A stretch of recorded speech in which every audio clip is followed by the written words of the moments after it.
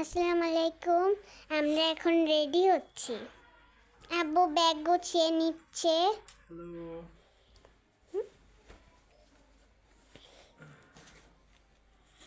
তো ওই চেনটা ভরে গিয়েছে, এবার পাপ্পি অন্য চেন গোছাবে।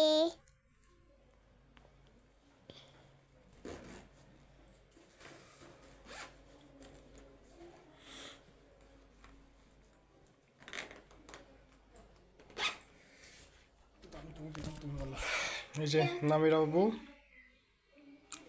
রেডি হয়ে গেছে। নামিরা বাবুর আউটলুক এটা। আজকে এখন এই ড্রেস পরে নামিরা বাবু আজকে যাবে দাদু বাড়ির, মানে আমার দাদু বাড়ি যাবে। তো ওটা গ্রামের বাসা। সানগ্লাস পরে নিছে, এই যে ব্যাগ রেডি, এই যে কাপড় চোপড় সব নিয়ে নিচ্ছি। আর আব্বুর নানু বাড়ি। তো দেখা হচ্ছে রেডি হওয়ার পরে। এই যে নামিরা বাবু, আমরা বের হয়ে গেছি রেডি হয়ে। এই যে নামিরা বাবু,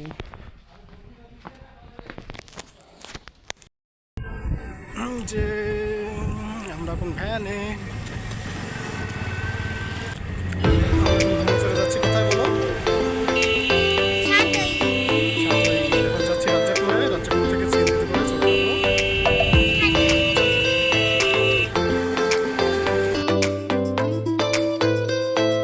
আমরা রাজ্জাকপুরে যাওয়ার পরে ভ্যান থেকে নামার সাথে সাথে এই অটোটা পেয়ে যাই এবং অটোতে চড়া মাত্রই চলতে শুরু করে।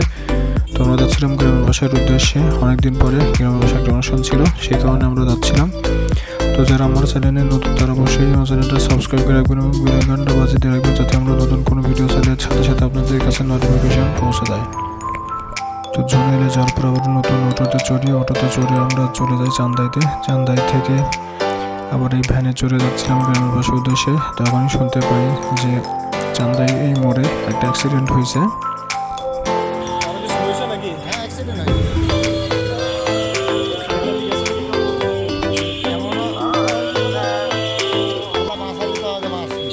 কিসের সাথে অ্যাক্সিডেন্ট হয়েছে?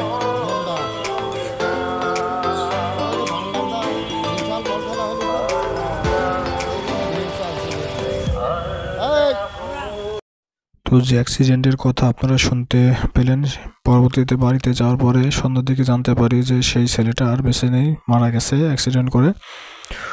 তো আমরা চান্দাই দিয়ে যখন যাচ্ছিলাম, এখানে মাহফিল হচ্ছিল। মাহফিলে তো অনেক দোকানপাট আসে, জিলাপির দোকান, কসমেটিক্সের দোকান, অনেক খাবারের দোকান থাকে। আর গ্রামে গেলে পরে মাহফিলে একটা জিনিস দেখতে পাওয়া যায় যে লটারির মাধ্যমে ডিম পাওয়া যায়। এটা গ্রামে গেলে আমরা আগে দেখতাম। তো এই গ্রামে গেলে মূলত এটা দেখা যায়। তো যে মসজিদ মাহফিল সেটা দেখতে পাবেন। চারিদিকে আপনার যে ডান পাশে যে ছাদমিয়ানে দেখতে পাচ্ছেন, এখানে মহিলাদের ব্যবস্থা। আর বাম পাশে যে চান্দোয়া দিয়ে ঘিরা আছে, এটা হলো মূলত মসজিদ। এই মসজিদে হলো জালসা। সেই জালসারই এখানে আয়োজন চলতেছিল। তো আমরা যখন বাড়িতে যাওয়ার পরে মাগরিবের আজান দিয়ে দেয়। তো ফ্রেশ হয়ে কিছু নাস্তা পানি করে চাচাতো ভাইরা বললো যে চলো গ্রামে র্যাকেট খেলা হয়, র্যাকেট খেলবে নাকি, মানে ব্যাডমিন্টন। তো বললাম যে চলো যাই, অনেকদিনকে ব্যাডমিন্টন খেলা হয় না গ্রামে, একটু দেখি কেমন খেলা হয় এখানে। তারপর যে যাই চাচাতো ভাইদের সাথে ব্যাডমিন্টন খেললাম মাঠে। এই যে আমি ব্যাট হাতে করে যে বাম পাশে দাঁড়ালাম, আর চাচাতো ভাই মাহমুদ সে মানে ফুল সাফ করতেছিল। একটু বলতেছিল যে নেও একটু গরম ধরাই আগে, তারপরে খেলা শুরু করি, একটু সাফ করে দেখি যে কেমন ফেদারটা। তো এবারে দেখতেছিলাম, পর আমি আর পাশাপাশি এরকম সাফ করতেছিলাম, করতে তারপর বললাম যে খেলা শুরু করি। তো অনেকদিন পর খেললাম, ভালোই লাগলো। আমার মেয়েটা বসেছিল, আর বসে আমার ভিডিও করতেছিল, বলতেছিল আমি একটু ভিডিও করে দিই। বললাম যে দাও। তো এভাবে আমরা একটু মজা করতেছিলাম। তারপরে তো রাতে গরু জবাই করা হয়, খাসি জবাই করা হয়, সেই ভিডিও তো আপনাদের সঙ্গে শেয়ার করবো।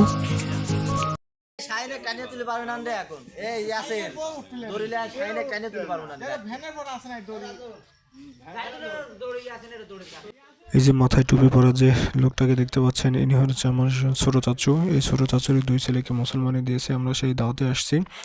তো এই চাচুরই হলো একটা গরু ছিল, ওই গরুটা অনেক বদমাস, মানে অনেক লাফালাফি করে, রাগী গরু। সেই গরুটাকে আনতে কেউ সাহস পাচ্ছিল না, পরে 2জন সাহস করে গরুর পায়ে রশি পরায়, তারপরে বাইরে অনেক কষ্টে বাইরে বের করে। তো যখন বাইরে বের করে না, তখন সবাই ভয় পাচ্ছিল যে যদি ছুটে যায় একবার।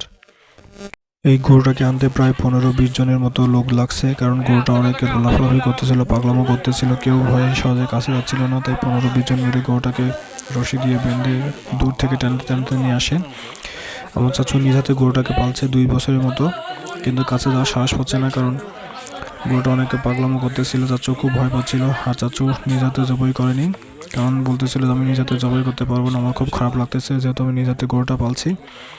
তাই আমার চাচাতো ভাই মাসুমকে দিয়ে গরুটা জবাই করানো হয়। তো আসলে এই নিজ হাতে পালবা সেই জিনিসটা কখনো কুরবানি করা যায় না, খুবই খারাপ লাগে। তো চাচু দূর থেকে দাঁড়িয়ে থেকে দেখতেছিল আর বলতেছিল যে গরুটাকে বেশি কষ্ট দিও না, নানানভাবে কথা বলতেছিল। তো আমরা দূর থেকে দেখতেছিলাম, গরু অনেক লাফালাফি করতেছিল, কাছে যেয়ে ভিডিও করার মতো সাহস হচ্ছিল না। পরবর্তীতে গরুটাকে যখন বেঁধে ফেলানো হয়, তারপর আমি কাছে গিয়ে কিছুটা ভিডিও করে নিয়ে আসি। সেই গরুর ছবি আপনাদের সঙ্গে শেয়ার করতেছি। এই যে দেখেন, সেই গরু কালো গরু ছিল, অনেক লম্বা ছেড়া গরু ছিল। আমরা আইডিয়া করেছিলাম যে গরুর 6 মণ মাংস হবে, কিন্তু পরবর্তীতে দেখা গেল যে 7 মণ 15 কেজির মতো মাংস হয়েছিল। এই যে গরুটাকে এখন বেঁধে ফেলা হয়েছে, ফেলে পায়ে রশি বাঁধা হচ্ছে যাতে লাফালাফি করতে না পারে। জবাই করানোর জন্য এখন প্রস্তুতি নেওয়া চলতেছিল। তবে কাছে থেকে একটু ভিডিও করতেছিলাম, মূলত এটা একটু অন্ধকার জায়গা ছিল, যার কারণে লাইট মারার পরও অতটা আলো দেখা যাচ্ছিল না। এই যে গরুটাকে বেঁধে ফেলা হয়েছে, এখন জবাই করার জন্য পুরো প্রস্তুতি চলতেছিল, সবাই অনেক কথাবার্তা বলতেছিল। তো আমি সামনে ছিলাম, এখানে গোবর নিয়ে আসার পরে পায়খানা করে ফেলছিল, যার কারণে গোবরগুলো পরিষ্কার করা হচ্ছিল এখান থেকে। তোমার ফোনে ফ্ল্যাশ দাও তো, হ্যাঁ তার দম ধরো, তোমার ফোনে ফ্ল্যাশ দিয়ে রাখো।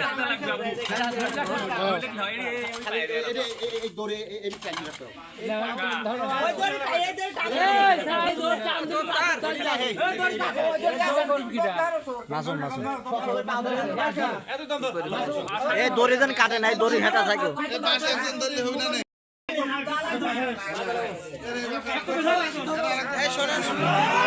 বিসমিল্লাহ আল্লাহু আকবার, বিসমিল্লাহ আল্লাহু আকবার।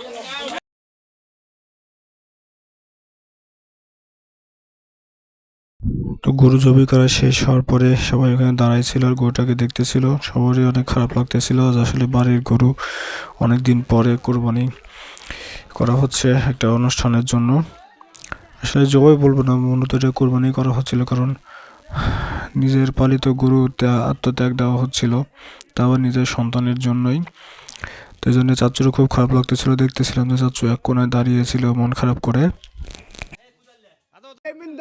গরু জবাই করা শেষ করার পরে যখন আমি বাসায় চলে আসি, আসার পরে তো আমার মেয়েটা অনেক কান্নাকাটি করতেছিল আমার সাথে ঘুমাবে জন্যে। তো ওকে ঘুম পাড়ায় দেওয়ার জন্য অনেক চেষ্টা করতেছিলাম, তো ঘুমাইতে ঘুমাইতে অনেক দেরি হয়ে যাচ্ছিল। তো আমার চাচাতো ভাই মাসুমকে বলছিলাম যে তুমি যেহেতু জায়গা থাকবে তাহলে তুমি একটু ভিডিও করে নিয়ে আসি দিও আমাকে, আমি পরবর্তীতে ব্লগে দেওয়ার জন্য এটা আমার দরকার হবে। তো যে চাচাতো ভাই গরু জবাই করেছিল সেই চাচাতো ভাইকে দিয়ে এই ভিডিওটি পরবর্তীতে করেছিলাম, কিন্তু বুঝতে পারিনি জন্য পোর্ট্রেট মোডে ভিডিওগুলো করে ফেলছিল। তো তারপর যেহেতু যে অনেক কষ্ট করে ভিডিওগুলো করছে সেজন্য তাকে অনেক ধন্যবাদ।